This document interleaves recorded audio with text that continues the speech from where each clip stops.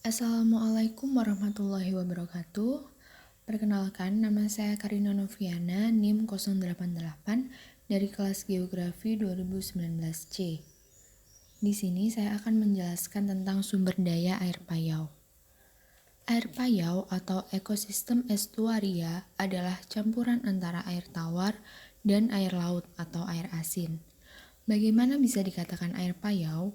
Bisa dikatakan air payau jika kadar garam yang dikandung dalam 1 liter air adalah 0,5 sampai 30 gram. Jika lebih, maka disebut air laut atau air asin.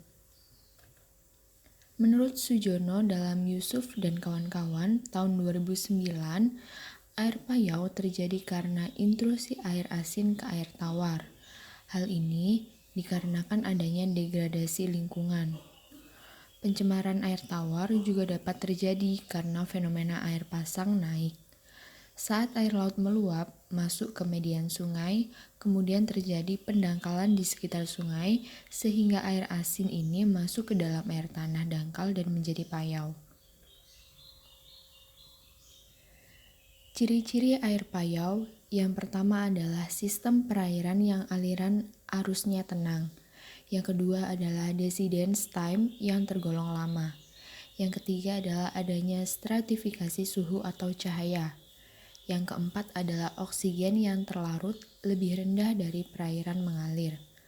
Yang terakhir adalah tidak adanya adaptasi khusus dari masing-masing organisme penghuni air payau tersebut. Dari hal tersebut, maka dapat disimpulkan bahwa suhu adalah faktor pengontrol yang mempunyai aktivitas metabolisme dalam rantai makanan yang terjadi di dalam keseimbangan ekosistem air payau tersebut. Cahaya dianggap sebagai faktor abiotik yang sangat menentukan laju produktivitas primer perairan air payau tersebut. Sifat-sifat ekosistem air payau. Yang pertama adalah salinitas yang tinggi berada pada bagian luar, yakni pada batas wilayah estuaria dengan laut. Sementara yang terendah berada pada tempat-tempat di mana air tawar masuk ke estuaria. Yang kedua adalah laju penguapan air di permukaan lebih tinggi daripada laju masuknya air tawar ke estuaria, menjadikan air permukaan dekat mulut sungai lebih tinggi kadar garamnya. Yang ketiga adalah dinamika pasang surut air laut. Sangat mempengaruhi perubahan-perubahan salinitas dan pola persebaran di estuaria. Yang keempat adalah perubahan-perubahan salinitas di kolam air dapat berlangsung cepat dan dinamis. Salinitas substrat di dasar estuaria berubah dengan sangat lambat. Yang kelima adalah substrat di estuaria umumnya berupa lumpur atau pasir berlumpur yang berasal dari sedimen yang terbawa aliran air baik dari darat maupun dari laut. Tahapan budidaya ikan air payau. Yang pertama adalah pemulihan lokasi kolam, yang kedua adalah pembuatan kolam, dan yang ketiga adalah penaburan bibit kolam. Kemudian yang keempat adalah pemberian pakan, yang kelima menjaga kondisi air, dan yang terakhir adalah panen ikan. Yang pertama, pemulihan lokasi kolam. Untuk budidaya ikan payau sebaiknya dipilih lokasi yang dekat dengan sumber air payau. Contohnya di dekat pantai atau di dekat muara. Hal ini bertujuan untuk memudahkan dalam hal pengisian, penambahan ataupun penggantian air payau yang akan digunakan. Namun, jika tempat yang akan digunakan sebagai kolam ternyata jauh dari tepian pantai, maka dapat disiasati dengan menaburkan garam pada air tawar yang digunakan. Yang kedua adalah pembuatan kolam. Ada beberapa jenis kolam yang dapat digunakan untuk membudidayakan ikan payau, seperti kolam, terpal, semen, plastik, ataupun kolam tanah. Namun, kolam keramba adalah kolam yang praktis untuk digunakan di tepian pantai atau muara. Yang ketiga adalah penaburan bibit ikan. Untuk budidaya ikan air payau, Sebaiknya digunakan bibit yang sudah terjamin kualitasnya, bukan dari hasil pembibitan sendiri.